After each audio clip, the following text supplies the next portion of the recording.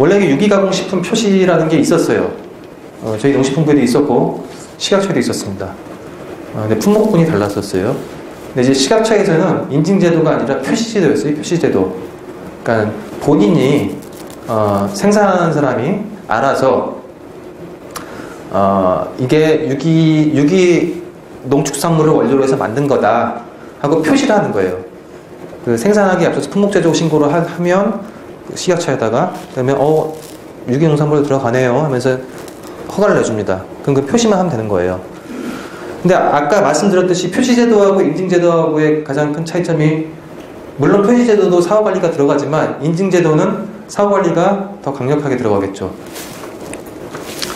그 제조한 사람에 대해서. 그래서 인증제도라는 거는, 유기농식품 인증제도라는 거는 사후관리, 국가에서 사후관리하는 이제 유기가공식품이라는 인증으로 전환이 돼갖고 14년 1월 올해부터는 식약처의 표시제도는 폐지되고 저희 농식품부의 유기가공식품 인증제도만 운영되고 있습니다. 근데 이제 문제가 미디어에서 이제 떠들썩했던 문제가 뭐냐면, 외국에서 수입되는 유기가공식품 인증 마크는 어떻게 인정할 것인가, 그거에 대한 내용이에요. 근데 이건 서로 국가 간의 협정을 통해서 한다. 그런 게 이제 WTO 규약상에 되어 있습니다. 이제 그거를 이제 협정하고 있습니다. 그리고 이제 지위적 표시 인증 제도입니다.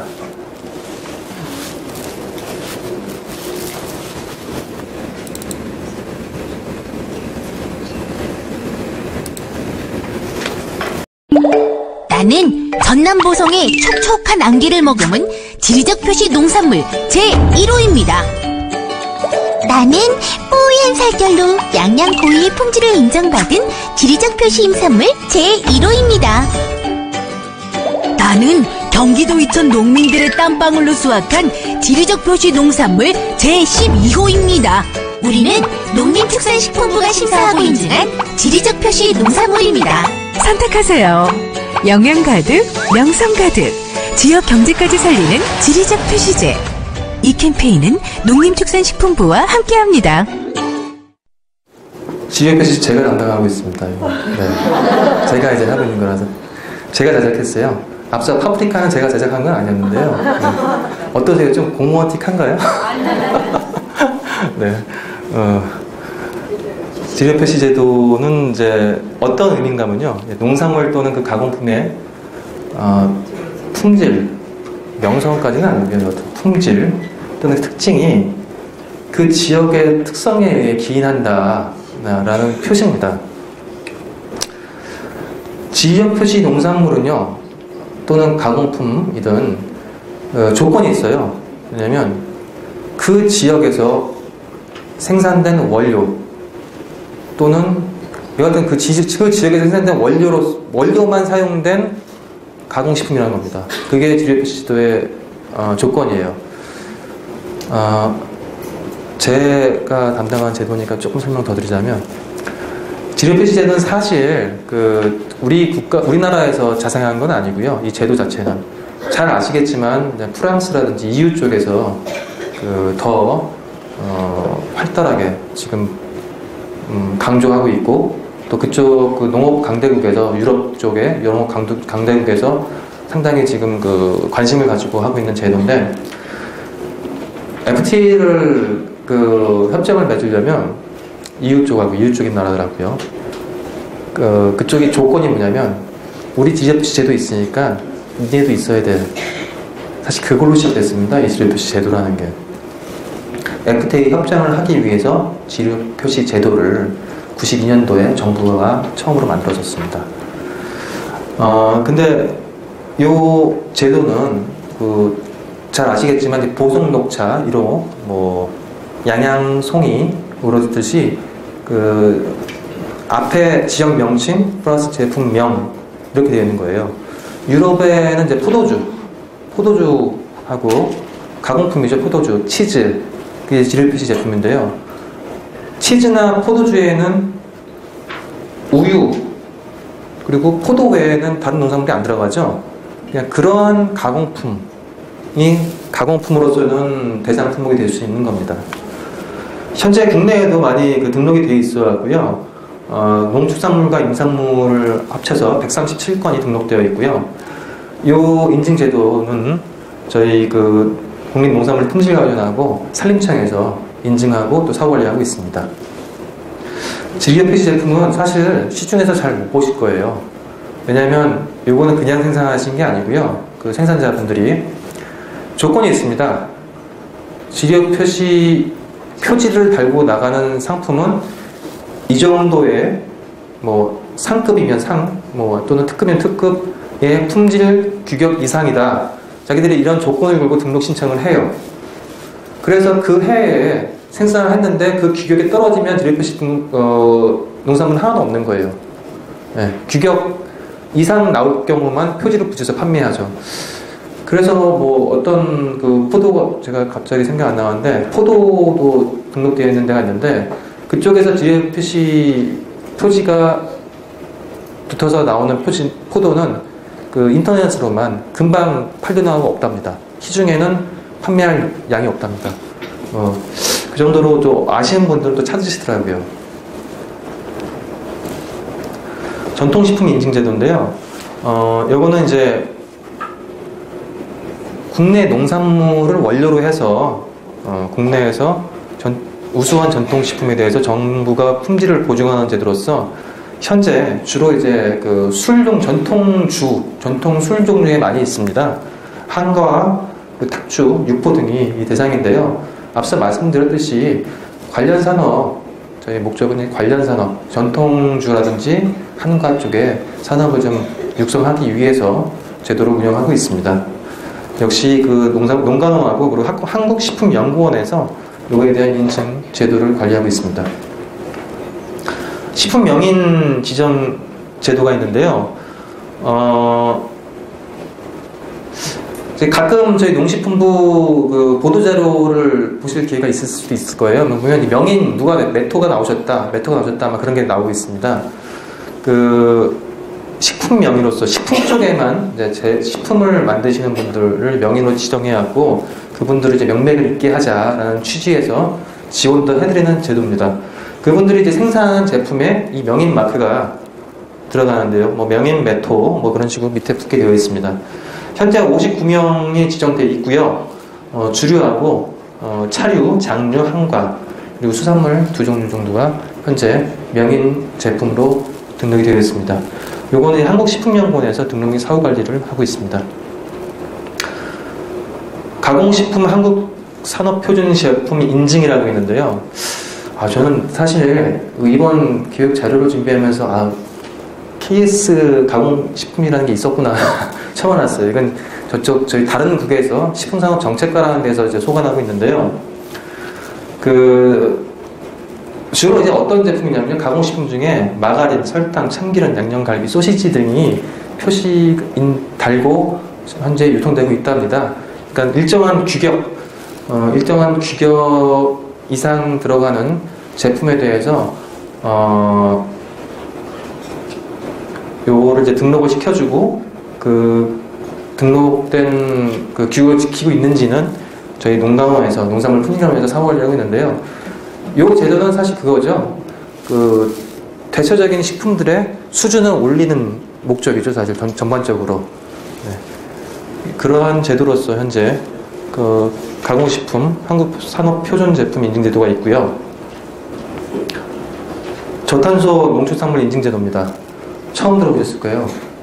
들어보신 분도 계시겠죠. 근데 이게 14년 올해 1월 1일부터 시행된 제도고요. 작년까지는 시범사업으로 진행이 됐었습니다.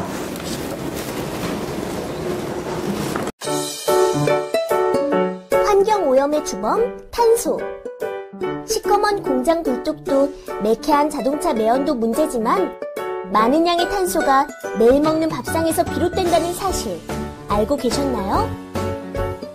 한 끼 식사에 필요한 농축산물을 생산하고 조리하려면 자동차로 12km를 달렸을 때와 같은 양의 탄소가 발생되어야 합니다.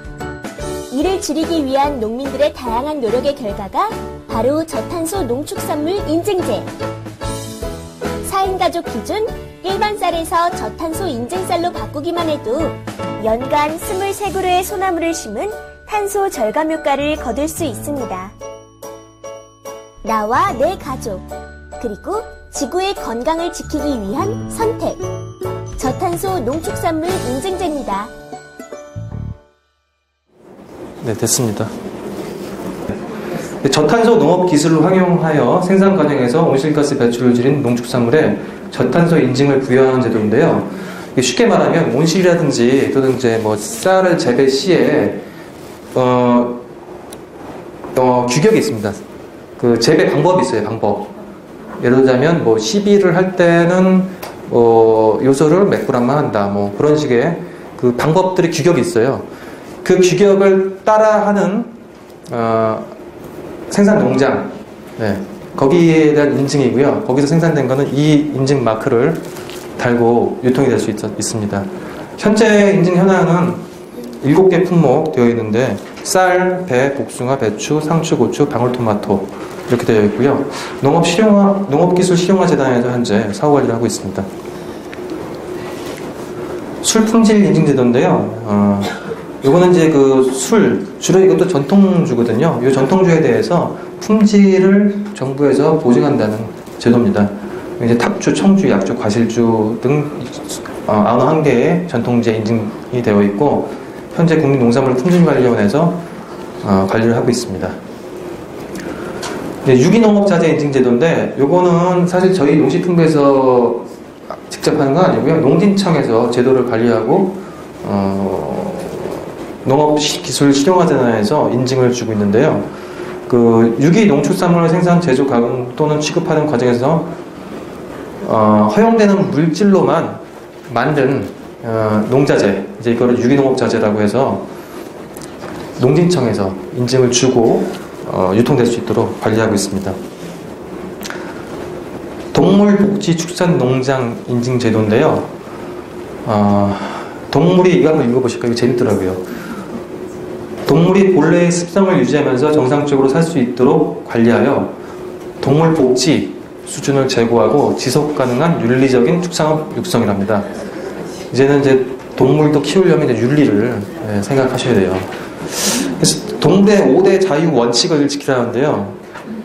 그러니까 동물이 자유를 누려야 되는데 그 5가지 자유가 있답니다. 동물이 배고픔, 갈증으로부터의 자유, 불편함으로부터의 자유, 통증, 부상, 질병으로부터의 자유, 두려움과 고통으로부터의 자유, 정상적인 행동을 표현할 수 있는 자유. 정상적인 행동을 표현할 수 있는 자유라는 게, 네, 요 5대 자유 원칙을 지키면서 키운 동물에 대해서, 축산물에 대해서 동물복지축산농장 인증제도. 그 농장도 이 농장이다 라는 게 있고, 농장 방문하셔도 이런 마크가 있고요.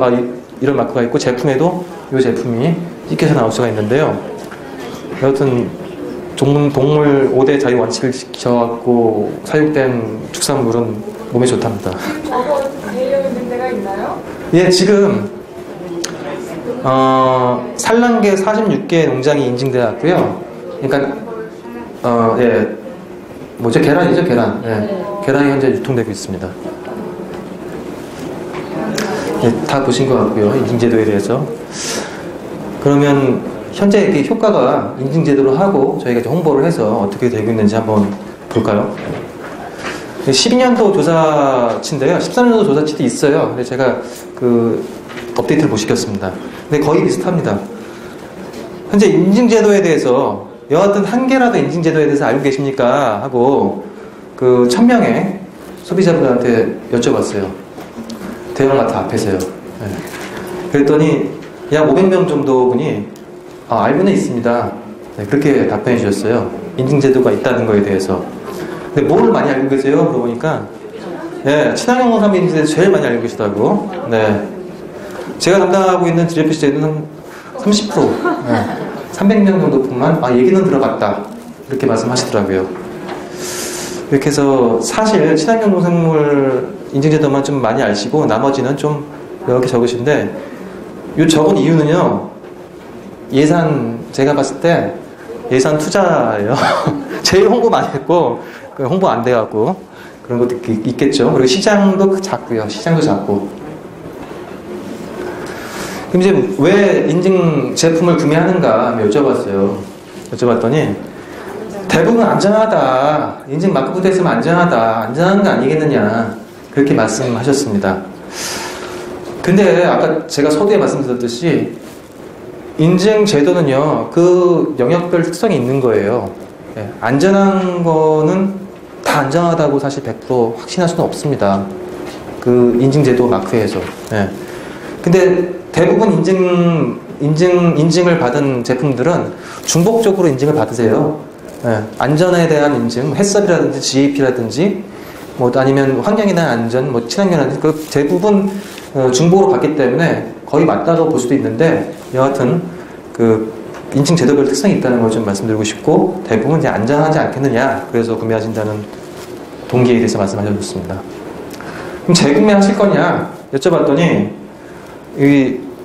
이만큼, 예, 보통 70% 80% 분들이 꼭 재구매는 한 10% 정도 그냥 뭐 사죠. 경제적 여건이 허락하는 한 조금 비싸더라도 이 정도 됐었어요. 12년도에. 근데 요즘은요, 물어봤더니 뭐라고 하는지 아세요? 비싸도 살 겁니다. 그러세요. 네. 제가 이제 원산지 표시 제도를 담당하고 있는데 그 제도 개선 요구가 상당히 많으세요. 강화해다 표시 제도를 좀. 그 대표적인 예 한 가지만 말씀드리자면, 가공식품의 현재 그 원산지 표시는 가공식품의 원료, 그러니까 원산지 표시라는 게 우리나라에서 제품은요, 이게 어느 나라에서 생산됐다는 게 아니에요. 이 제품에 사용된 원료가 어느 나라 거냐, 그게 원산지 표시 제도예요. 그래서 국내에서 제조된 그 식품은 한국산이라는 게 없어요. 보면 원료가, 대표적인 원료가 어디 거냐, 그걸 보는 거죠. 근데 지금 법률로서 규정되어 있는 거는 많이 사용된 원료 2가지에 대해서만 원산지 표시를 하도록 되어 있어요. 2가지에 대해서만. 근데 지금 관심이 많다 보니까 그걸 늘려달래요. 전부 다 하시던지, 전부 다 사용된 원료 전부 다 원산지 표시하던가, 또는 뭐 한 5가지 더 늘려달라. 그래서 그거를 이제 진행을 저희가 제도 개선을 추진했는데, 현재 추진 중입니다. 그 산업계하고 협의를 했는데 하나만 더 늘립시다. 올해는. 그래서 3개 늘리는 걸로 했는데 지금 추진 중입니다. 아직 확정된 건 아니고요. 근데 3개, 그 산업계에서 한 얘기가, 식품업계에서 한 얘기가 3개까지 하나 더 늘리는데 원가가요 5%에서 15% 상승된대요. 네, 포장재 때문에, 자기들이 포장재 관리하기 때문에. 그래서 그걸 이제 소비자단체 분들을 쭉 모아놓고 어떻게 하실래요? 이거 비싼데 하시겠어요? 그러니까 아까 그 말씀, 비싸도 살게요. 알려만 주세요. 그러시더라고요. 그래서 추진하고 있습니다. 그래서. 근데 요즘 어떻게 규제 완화 때문에 어떻게 잘 될지 모르겠습니다. 큰 규제이기 때문에 사실. 인증된 고품질 농식품을 구매하고자 하는 소비자 요구를 예, 충족시키기 위해서 인증제도를 유지하고 있고요. 저희는 또 표시제도, 아까 말씀드렸던 표시제도 유지하고 있습니다. 그럼으로써 이제 고품질, 안전, 농식품의 시장 차별을 통해 생산자는 노력한 만큼 제값을 받는 유통 체계를 저희는 확립하고자 하는 게 저희 목적입니다. 제도에. 소비가 확대돼야지 생산도 확대되고요. 네, 그게 저희 최고의 목적이고요. 인증제도, 국가인증농식품 인증제도를 운영하고 있는 목적임을 말씀드리면서 이만 말씀 마치도록 하겠습니다. 감사합니다.